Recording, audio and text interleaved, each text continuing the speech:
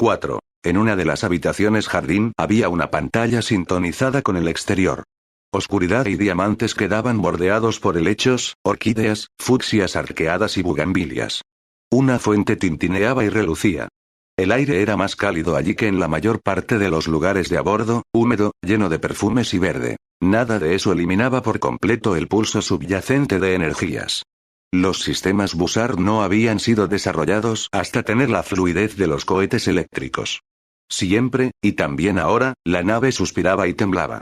La vibración era ligera, en el mismo límite de la conciencia, pero se abría paso por entre el metal, los huesos y quizá los sueños. Emma Glassgold y Kyu-en Aileen estaban sentadas en un banco entre las flores. Habían estado paseando, forjando una amistad. Sin embargo, desde su llegada al jardín habían permanecido en silencio. Abruptamente Glassgold hizo una mueca y apartó la vista de la pantalla. Fue un error venir aquí, dijo. Vámonos. ¿Por qué? Creo que es encantador, contestó sorprendida la planetóloga.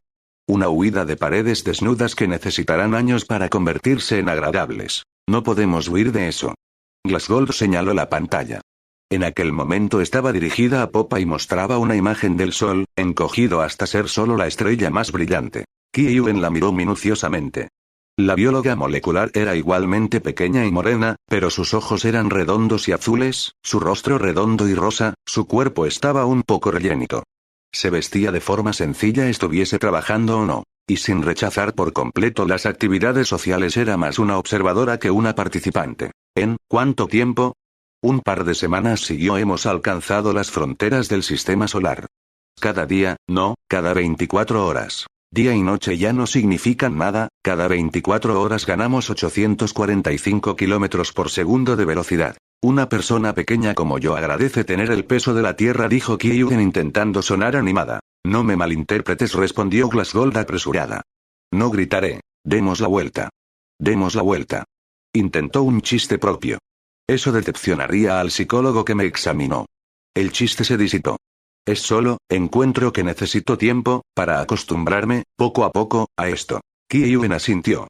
Ella, en su más reciente y colorido Cheongsam entre sus hobbies se encontraba el realizar sus propias ropas, podía casi haber pertenecido a una especie diferente a la de Glassgold. Pero palmeó la mano de la otra mujer y dijo, no eres la única, Emma. Lo esperaban. La gente empieza a entender con algo más que el cerebro, con todo su ser, lo que significa un viaje como este. A ti no parece que te moleste. No desde que el brillo del sol se tragó a la tierra. Y antes tampoco demasiado. Duele decir adiós. Pero tengo experiencia en eso. Una aprende a mirar hacia adelante. Siento vergüenza, dijo Glassgold. Cuando yo he tenido mucha más experiencia que tú. ¿O eso me ha hecho débil de espíritu? ¿Realmente tuviste más que yo? La pregunta de Kyu-en era apagada. ¿Cómo? Sí. ¿No? ¿O no te acuerdas? Mis padres siempre fueron personas acomodadas. Mi padre es ingeniero en una planta de desalinización, y mi madre es agrónomo. El Negev es hermoso cuando crecen las cosechas, y es tranquilo y amable, no apresurado como Tel Aviv o Haifa. Aunque disfruté estudiando en la universidad. Tuve la oportunidad de viajar, con buenas compañías. Mi trabajo iba bien. Sí, era afortunada. Entonces, ¿por qué te alistaste para ir a Beta 3? Interés científico, una evolución planetaria completamente nueva. No, Emma. Los mechones de ala de cuervo se agitaron cuando Kyu-en negó con la cabeza. Las primeras naves trajeron datos para mantener la investigación durante cientos de años, en la misma Tierra. ¿De qué huyes? Glassgold se mordió el labio. No debí curiosear, se disculpó Kyu-en. Esperaba ayudarte. Te lo diré, dijo Glassgold. Tengo la impresión de que podrías ayudarme. Eres más joven que yo, pero has visto más. Los dedos se enredaban en su regazo. Aunque yo misma no estoy muy segura. ¿Cómo empezaron las ciudades a parecer vulgares y vacías? Y cuando volvía a casa para visitar a mi gente, el campo me parecía apagado de sí mismo y vacío. Creí que podría encontrar un propósito ahí fuera. No sé. Me presenté por un impulso. Cuando me llamaron para las pruebas de verdad, mis padres montaron tal jaleo que ya no pude echarme atrás. Sin embargo, siempre fuimos una familia muy unida. Fue tan doloroso dejarlos. Mi padre, grande y seguro de sí mismo, pareció de pronto pequeño y viejo. ¿Había también un hombre? Preguntó Kyu-en. Lo hubo para mí. Te lo digo porque no es un secreto, él y yo estábamos prometidos, y todo lo que era público sobre esta tripulación acabó en los informes. Un compañero de estudios dijo Glasgow humilde. Le amaba. Todavía le amo.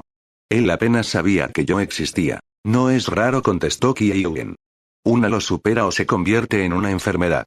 Tienes buena salud en la cabeza, Emma. Lo que necesitas es salir de tu concha. Únete a tus compañeros. Preocúpate de ellos. Sal de tu camarote por un rato y métete en el de un hombre. Glasgow enrojeció. No hago esas cosas. Kiewen arqueó las cejas. ¿Eres virgen? No nos lo podemos permitir, no si queremos empezar una población en Beta 3.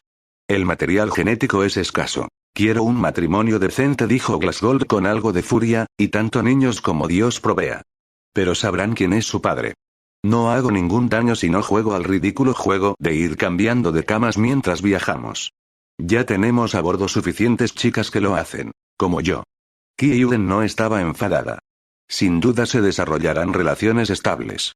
Mientras tanto, de vez en cuando, ¿por qué no dar y recibir unos pocos momentos de placer? Lo siento, dijo Glasgow. No debería criticar asuntos privados.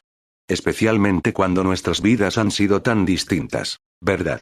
No estoy de acuerdo en que tu vida fuese más afortunada que la mía. Al contrario. ¿Qué? A Glasgow se le abrió la boca. No puedes hablar en serio. Kiewen sonrió. Como mucho conoces la superficie de mi pasado. Adivino lo que piensas. Mi país dividido, empobrecido, paralizado por las consecuencias de las revoluciones y las guerras civiles. Mi familia culta y preocupada por la tradición pero pobre, con la pobreza desesperada que solo los aristócratas caídos en tiempos terribles conocen. Sus sacrificios para mantenerme en la Sorbona, cuando llegó la oportunidad. Después de licenciarme, el trabajo duro y el sacrificio que realicé a cambio, ayudándoles a volver a ponerse en pie. Volvió el rostro hacia la luz del sol y añadió con calma. Sobre mi hombre. Nosotros también éramos estudiantes, en París. Más tarde, como ya te he dicho, tenía que alejarme de él a menudo por el trabajo. Finalmente fue a visitar a mis padres en Pekín. Yo iba a unirme a él lo antes posible, y nos hubiésemos casado, en ley y sacramento así como de hecho. Hubo disturbios. Lo mataron. Oh, Dios mío. Empezó a decir Glasgow. Esa es la superficie, la interrumpió Kiewen. La superficie. ¿No lo entiendes? También tuve un hogar lleno de amor, quizá más que el tuyo, porque me entendían tan bien que no se resistieron a que los abandonase para siempre. Vi muchas partes del mundo, más de lo que puede verse viajando cuidadosamente en primera clase. Tuve a mi Jax. Y a otros, antes y después, como él hubiese querido. Voy al exterior sin pesares ni heridas que no sanarán. La suerte es mía, Emma. Glasgow no respondió con palabras. Kiewen la cogió de la mano y se levantó. Debes liberarte de ti misma, dijo la planetóloga. Al final, solo tú puedes enseñarte a ti misma cómo hacerlo. Pero quizá pueda ayudarte un poco. Ven a mi camarote. Te haremos un vestido que te haga justicia. La fiesta del Día de la Alianza está cerca, y pretendo que te lo pases bien. Piense. Un solo año luz es un abismo inconcebible. Numerable pero inconcebible. A velocidad ordinaria, digamos, el ritmo razonable de un coche en el tráfico metropolitano, 2 kilómetros por minuto, se invertirían casi 9 millones de años en atravesarlo. Y en la vecindad del Sol las estrellas están a una media de 9 años luz de distancia. Beta Virginis estaba a 32. Aún así, tales espacios podían conquistarse. Una nave acelerando continuamente a gravedad 1 habría recorrido medio año luz en algo menos de un año de tiempo. Y estaría moviéndose a casi la velocidad límite, 300.000 kilómetros por segundo. Aparecieron problemas prácticos. ¿De dónde saldría la masa-energía para hacer algo así? Incluso en un universo newtoniano, la idea de un cohete que transportase tanto combustible desde el principio sería ridícula. Era aún más cierto en el verdadero cosmos einsteiniano, en el que la masa de la nave y la carga aumentan con la velocidad, alcanzando el infinito a medida que la velocidad se acerca a la de la luz. Pero el combustible y la masa de reacción estaban en el espacio. El universo estaba repleto de hidrógeno. Es cierto, las concentraciones no eran muy grandes para los estándares terrestres. Alrededor de un átomo por centímetro cúbico en la vecindad galáctica del Sol. Aún así, eso significaba 30.000 millones de átomos por segundo, golpeando cada centímetro cúbico de la sección transversal de la nave a medida que se aproximaba a la velocidad de la luz. La cifra era más o menos igual en las primeras fases del viaje, ya que el medio interestelar era más denso cerca de una estrella. Las energías eran increíbles. Se emitirían megaroentgens de radiación dura por el impacto, y menos de 1000 R en una hora es fatal. Ningún apantallamiento ayudaría. Aunque fuera imposiblemente grueso al empezar, acabaría erosionándose. Aún así, en los días de la Leonora X-Distine había medios no materiales disponibles. Campos magnetohidrodinámicos, cuyos pulsos se extendían por millones de kilómetros, para atrapar átomos por los dipolos sin necesidad de ionización y controlar su flujo. Esos campos no servían pasivamente como simples armaduras. Desviaban el polvo, sí, y todos los gases menos el dominante hidrógeno. Pero este era forzado a popa en largas curvas que evitaban el casco por un margen razonable hasta que entraba en un torbellino de electromagnetismo compresor y ardiente centrado en el motor Bussard. La nave no era pequeña. Aún así no era sino un diminuto rastro de metal en esa vasta red de fuerzas que la rodeaba. Ella misma ya no la generaba. Había iniciado el proceso cuando había conseguido la velocidad mínima de Ramjet. Pero se hizo demasiado grande, demasiado rápida hasta que solo podía ser creada y mantenida por sí misma. Los reactores termonucleares primarios, se usaría un sistema distinto para desacelerar, los tubos Venturi, todo el sistema que la impulsaba no estaba contenido a bordo. La mayoría ni siquiera era material, sino la resultante de vectores a escala cósmica. Los sistemas de control de la nave, controlados por ordenador, no eran análogos a pilotos automáticos. Eran como catalizadores que, usados juiciosamente, podían afectar el curso de aquellas monstruosas reacciones, podían incrementarlas, reducirlas o apagarlas, pero no con rapidez. Como en las estrellas, el hidrógeno se fusionaba a popa del módulo Bussard que enfocaba el electromagnetismo que lo contenía.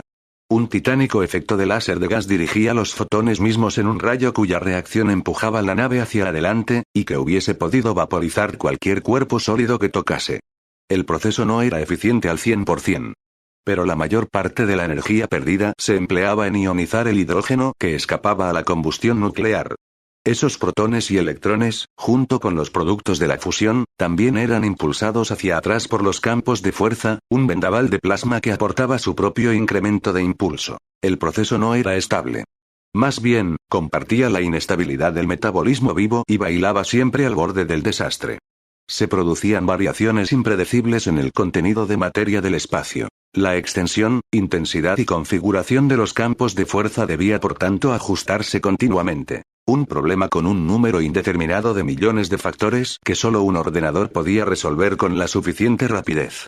Los datos de entrada y las señales de salida viajaban a la velocidad de la luz. Una velocidad finita que requería 3 segundos y un tercio para recorrer 1.000.000 de kilómetros. La respuesta podría ser fatalmente lenta. Ese peligro se incrementaría a medida que la Leonora X-Distine se acercase tanto a la velocidad final que el tiempo cambiase de forma mesurable. Aún así, semana tras semana, mes tras mes, la nave se movía hacia adelante. Los múltiples ciclos de materia que convertían de nuevo los desechos biológicos en aire respirable, agua potable, comida y fibras utilizables, llegaban tan lejos como para mantener un equilibrio del alcohol etílico a bordo. El vino y la cerveza se producían con moderación, principalmente para la mesa. Las raciones de licores fuertes eran escasas. Pero ciertas personas habían incluido botellas en sus equipajes personales. Más aún, podían negociar las partes de los amigos abstemios y guardar las suyas hasta que fuesen suficientes para una ocasión especial. Ninguna regla oficial, pero sí la costumbre, decía que fuera de los camarotes solo se podía beber en el comedor. Para estimular la vida social, esa habitación tenía varias mesas pequeñas en lugar de una sola mesa larga. Por tanto, entre comidas, servía de club. Algunos hombres construyeron un bar al fondo para servir hielo y productos para mezclar. Otros fabricaron cortinas para los mamparos, para que los murales decorosos pudiesen ocultarse durante las horas de bebida tras escenas un poco más verdes. Continuamente había música de fondo, cosas alegres, desde gallardas del siglo XVI hasta lo último de los asteroides llegado desde la Tierra. En una fecha particular, alrededor de las 20, el club estaba vacío. Había un baile programado en el gimnasio. El personal libre que quería asistir, la mayoría se estaba vistiendo. Las prendas, todas de gala, se estaban volviendo terriblemente importantes. El mecánico Johan Freiwald resplandecía dentro de una túnica dorada que una dama había cosido para él. Ella todavía no estaba lista, ni tampoco la orquesta, por lo que dejó que Elof Nilsson lo llevase al bar. ¿No podemos hablar mañana de negocios?, preguntó. Era un joven grande y amigable, de rasgos rectos, con una calva que resplandecía rosa por entre un pelo rubio muy corto. Quiero hablarlo contigo ahora que lo tengo fresco en la cabeza, dijo la voz chillona de Nilsson. Me vino de golpe mientras me cambiaba. Su aspecto lo confirmaba. Antes de pensarlo más, quiero saber si es práctico. Howell, si tú pones las bebidas y no nos lleva mucho tiempo. El astrónomo encontró su botella personal en el estante, cogió un par de vasos y se dirigió a la mesa. Yo tomaré agua, comenzó a decir Freiwald. El otro hombre no lo oyó. Ese es Nilsson, le dijo Freiwald al aire. Llenó una jarra de agua y se la llevó. Nilsson se sentó, sacó una libreta de notas y comenzó a dibujar. Era bajo, gordo, cano y feo. Se sabía que un padre intelectualmente ambicioso, en una antigua ciudad universitaria de Uppsala, le había obligado a convertirse en un prodigio a costa de todo lo demás. Se suponía que su matrimonio había sido el resultado de la desesperación mutua y se había convertido en una catástrofe prolongada, porque a pesar de tener un hijo la pareja se deshizo en el momento en que tuvo la oportunidad de ir en aquella nave. Aún así, cuando hablaba, no sobre las humanidades que no entendía y que por tanto despreciaba, sino sobre sus propios temas, entonces olvidaba su arrogancia y pomposidad, recordaba sus observaciones que habían probado finalmente el modelo del universo oscilante, y se le veía coronado de estrellas. Oportunidad única para conseguir datos valiosos. Piensa en la base que tenemos. 10 parsecs. Además de la capacidad de examinar espectros de rayos gamma con menos incertidumbre, con mayor precisión, cuando se desplazan al rojo hacia fotones menos energéticos. Y más y más. Aún así, no estoy satisfecho. No creo que sea realmente necesario mirar una imagen electrónica del cielo, estrecha, borrosa y degradada por el ruido, por no mencionar los malditos cambios ópticos. Deberíamos montar espejos en el exterior del casco. Las imágenes podrían dirigirse por conductores de luz a los oculares, fotomultiplicadores y cámaras a bordo. No, no lo digas. Sé que los intentos anteriores han fallado. Se podría construir una máquina que saliese por una esclusa, le diese forma al soporte de plástico de ese instrumento y lo aluminizara. Pero los efectos de inducción de los campos Bussard pronto harían que el espejo fuese algo más apropiado para una casa de la risa en Gronalund. Sí. Pero mi idea es grabar sensores y circuitos de retroalimentación en el plástico, flexores de control que automáticamente compensarían las distorsiones a medida que sucedan.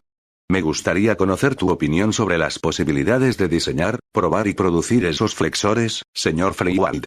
Aquí tienes, este es mi esquema rápido de lo que tengo en mente. Nilsson fue interrumpido. Hola, ahí están. ¡Amigos! Él y el mecánico levantaron la vista. William se acercaba dando bandazos.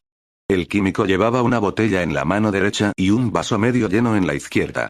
Su cara estaba más roja que de costumbre y respiraba con pesadez. «Was zum Teufel?» exclamó Freiwald. En inglés, chico, dijo Williams. Habla inglés esta noche. Al estilo americano. Llegó hasta la mesa y se sentó sobre ella con tal ímpetu que casi la tira. Un fuerte olor a whisky flotaba a su alrededor. Especialmente tú, Nilsson. Apuntó con un dedo vacilante. Habla en americano esta noche, sueco. ¿Me oyes? Por favor, vete a otro sitio, dijo el astrónomo. William se echó de golpe sobre la silla. Se inclinó hacia adelante apoyándose en ambos codos. No sabes qué día es, dijo. ¿Verdad? Dudo que tú lo sepas, en tus condiciones actuales, le respondió Nilsson en sueco. La fecha es el 4 de julio. Exacto. ¿Sabes qué significa? No. William se volvió hacia Freiwald. ¿Lo sabes tú, Einie? ¿Un aniversario? Aventuró el mecánico. Eso es. Un aniversario. ¿Quién lo diría? Williams levantó su brazo. Bebed conmigo, vosotros dos. He estado reuniendo para hoy. Bebed. Freiwald lo miró con simpatía y brindó con él. Prosit, empezó a decir Nilsson, Skal. Pero volvió a poner el licor sobre la mesa y lo miró fijamente. 4 de julio, dijo Williams. Día de la Independencia. Mi país. Quise dar una fiesta. A nadie le importaba. Una copa conmigo, quizá 2, luego a su maldita fiesta. Miró a Nilsson durante un rato. Sueco, dijo lentamente, bebe conmigo o te romperé los dientes. Freiwald puso una mano grande sobre el brazo de Williams. El químico intentó levantarse. Freiwald lo mantuvo donde estaba. Calma, Dr. Williams, le pidió amablemente el mecánico. Si quiere celebrar su Día Nacional, por supuesto que estaremos contentos de brindar con usted. ¿Verdad, señor? Añadió para Nilsson. El astrónomo adoptó un tono adusto. Sé cuál es el problema. Me lo contó antes de partir un hombre que sabía lo que pasaba. Frustración. No podía aguantar los métodos modernos de administración. Maldita burocracia del estado del bienestar, dijo Williams con hipo. Comenzó a soñar con la era imperial y soberana de su país, siguió Nilsson. Fantaseó sobre el sistema de libre empresa que no creo que existiese nunca. Expresaba ideas políticas reaccionarias. Cuando la autoridad de control tuvo que arrestar a varios oficiales americanos de alto rango por conspiración para violar la alianza. Me harté. El tono de Williams subió hasta convertirse en un grito. Otra estrella. Un nuevo mundo. La oportunidad de ser libres. Incluso si tengo que viajar con un montón de suecos. ¿Ves? Nilsson le sonrió a Freiwald. No es sino una víctima del nacionalismo romántico con el que nuestro mundo demasiado ordenado se ha estado consolando a sí mismo en la pasada generación. Es una pena que no quedase satisfecho con la ficción histórica o la mala poesía épica. Romántico. Gritó Williams. Luchó sin éxito para liberarse de Freiwald. Tú, monstruo de ojos de búho, barriga caída y largo como un palo, ¿qué crees que te ha hecho? ¿Cómo te sentías al ser así, mientras los otros chicos jugaban a ser vikingos? Tu matrimonio salió aún peor que el mío. Y yo aguanté, hijo de puta, yo tenía que ganarme la vida, algo que tú jamás has tenido que hacer. Suéltame y veremos quién es el hombre aquí. Por favor, dijo Freiwald. Vite. Caballeros. Estaba de pie, para poder mantener a Williams en su silla. Clavó a Nilsson con la vista. Y usted, señor, dijo fríamente. No tiene derecho a hostigarle.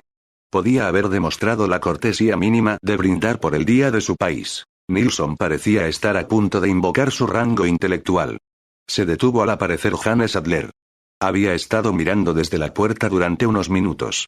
Su expresión hacía que su traje formal pareciese patético. Johan te ha dicho la verdad, Elof dijo. Mejor vienes conmigo. ¿A bailar? Escupió Nilsson. Después de esto. Especialmente después de esto. Inclinó la cabeza. Me he cansado de tus aires de superioridad, cariño. ¿Intentamos comenzar de nuevo o lo dejamos ahora mismo? Nilsson murmuró algo pero se levantó y le ofreció el brazo. Ella era un poco más alta que él. William se quedó caído en la silla, intentando no llorar. Yo me quedaré aquí un rato, Hanne, para ver si puedo animarle, le susurró Freiwald. Ella le dedicó una sonrisa de preocupación. ¿Lo harás, Johan? Habían estado juntos un par de veces antes de que ella se fuese con Nilsson. Gracias. Mantuvieron las miradas un rato. Nilsson agitó los pies y tosió. Te veré más tarde, dijo ella y salió. 5. Cuando la Leonora Christine alcanzó una fracción sustancial de la velocidad de la luz, los efectos ópticos se hicieron evidentes al ojo desnudo. Su velocidad y la de los rayos de las estrellas se sumaban vectorialmente. El resultado era la aberración. Excepto para aquellos que estuviesen justo a proa o popa, la posición aparente cambiaba. Las constelaciones se torcían, se hacían grotescas y se fundían, a medida que sus miembros se arrastraban por la oscuridad. Más y más, las estrellas desaparecían de la parte posterior y se acumulaban delante de ella. El efecto Doppler operaba simultáneamente. Como la nave huía de las ondas de luz que la alcanzaban por la popa, para ella su longitud se incrementaba y su frecuencia se reducía. De la misma forma, las ondas contra las que se encontraba se reducían y aumentaban de frecuencia. De esta forma, los soles a popa parecían más rojos, los de proa más azules. En el puente había un visor de compensación. El único a bordo, debido a su elaborado diseño. Un ordenador calculaba continuamente el aspecto que tendría el cielo si la nave estuviese inmóvil en aquel punto del espacio, y proyectaba una simulación del mismo. El dispositivo no era para la diversión o el placer. Era una valiosa ayuda para la navegación. Sin embargo, claramente, el ordenador necesitaba datos de dónde estaba realmente la nave y a qué velocidad se movía con respecto a los objetos en el cielo. No era fácil saber esas cosas. La velocidad módulo exacto y dirección exacta cambiaba con las variaciones en el medio interestelar y con la retroalimentación necesariamente imperfecta de los controles Bussard, así como con el tiempo bajo aceleración. Las desviaciones sobre la ruta calculada eran comparativamente pequeñas. Pero en distancias astronómicas, cualquier imprecisión podría acabar añadiéndose a una suma fatal. Debían eliminarse cuando ocurrían. Por tanto, aquel hombre de barba negra, regordete y esmerado, el oficial de navegación Auguste Vaudreuil, era uno de los pocos que tenía un trabajo a tiempo completo durante el viaje relacionado con la operación de la nave. No requería realmente que recorriese un círculo lógico. Encuentra tu posición y velocidad para que puedas corregir los fenómenos ópticos, para que puedas comprobar tu posición y velocidad. Las galaxias distantes eran sus faros primarios. El análisis estadístico de las observaciones realizadas sobre estrellas individuales cercanas le daba datos adicionales. Empleaba realmente la matemática de aproximaciones sucesivas. Eso lo convertía en un colaborador del capitán Telander, que calculaba y ordenaba los cambios de rumbo necesarios, y del ingeniero jefe Fedorov, que los ejecutaba. La tarea se realizaba con suavidad. Nadie sentía los ajustes, exceptuando algún diminuto incremento temporal del zumbido apenas perceptible de la nave, y un cambio igualmente pequeño y transitorio en el vector de aceleración, que se manifestaba como si las cubiertas se hubiesen inclinado unos pocos grados. Además, Vaudreuil y Fedorov intentaban mantener el contacto con la Tierra. La Leonor H-Distine era todavía detectable por instrumentos espaciales en el sistema solar. A pesar de las dificultades creadas por los campos, el máser lunar podía todavía alcanzarla para traer preguntas, entretenimientos, noticias y saludos personales. La nave todavía podía contestar con su propio transmisor. De hecho, se esperaba que tales conversaciones de un lado a otro fuesen regulares, una vez que se hubiesen establecido en Beta Virginis. Su precursora inominada no había tenido problemas para enviar información. Lo seguía haciendo justo en ese momento, aunque la nave no podía recibir esa comunicación y la tripulación tenía la intención de leer las cintas de la sonda cuando llegasen. El problema en ese momento era este. Los planetas y los soles son objetos grandes y tranquilos. Se mueven por el espacio a velocidades razonables, rara vez por encima de los 50 kilómetros por segundo. Y no van en zigzag, por poco que sea. Es fácil predecir dónde estarán dentro de varios siglos, y dirigir un mensaje a esa posición. Una nave espacial es otra cosa. Los hombres no duran mucho. Deben darse prisa. La aberración y el desplazamiento Doppler afectan también a la radio. Eventualmente la transmisión de luna llegaría a frecuencias que nada en la nave podría recibir. Mucho antes, sin embargo, por algún factor impredecible, cuando el tiempo de viaje entre el proyector máser y la nave fuese de meses, era seguro que el rayo la perdería. Fedorov, que también era el oficial de comunicaciones, trasteaba con los detectores y amplificadores. Reforzaba la señal que enviaba al Sol, esperando que eso diese una pista de su posición futura. Aunque podían pasar días de silencio, perseveraba. El triunfo le recompensaba. Pero la calidad de la recepción era cada vez más pobre, los intervalos de duración más cortos, el tiempo hasta la siguiente más largo, a medida que la Leonor H-Distine penetraba en las grandes profundidades. Ingrid Lindgren apretó el timbre. Los camarotes estaban tan a prueba de ruidos que un golpe en la puerta nunca se oiría. No hubo respuesta. Lo intentó de nuevo, obteniendo más silencio. Vaciló, frunciendo el ceño, cambiando de un pie a otro. Al final agarró el pestillo. La puerta no estaba cerrada con llave. Abrió una rendija. Sin mirar, llamó con suavidad. «Boris. ¿Estás bien?» Le llegaron varios ruidos, un chirrido, un roce, pisadas fuertes y lentas. Fedorov abrió la puerta por completo. «Oh», dijo. «Buenos días». Ella lo miró. Era un hombre fuerte de estatura media, de cara ancha y pómulos altos, y pelo marrón salpicado de gris, aunque su edad biológica era de solo 42. No se había afeitado durante varios turnos y no vestía sino una bata, evidentemente cogida en el último minuto. «¿Puedo pasar?», pidió. «Si quieres». Le indicó que entrase con la mano y cerró la puerta. Su mitad de la unidad había sido separada de la parte ocupada actualmente por el jefe de biosistemas Pereira. La mayor parte estaba ocupada por una cama sin hacer. Había una botella de vodka en el aparador. «Perdona el desorden», dijo indiferente. Pasó a su lado. «¿Quieres una copa?» «No tengo vasos, pero no debes temer un trago de esto. Nadie tiene nada contagioso». Rió, más bien se sacudió. «Aquí, ¿de dónde podrían venir los gérmenes?» Lindgren se sentó en el borde de la cama. «No, gracias», contestó. «Estoy de servicio. Y se supone que yo también». «Sí». Fedorov se acercó a ella inclinándose un poco. «Informé al puente de que me sentía indispuesto y que sería mejor que descansase. ¿No debería verte el doctor Latvala?» «¿Para qué?» «Físicamente estoy bien». Fedorov hizo una pausa. «Viniste a asegurarte. Es parte de mi trabajo».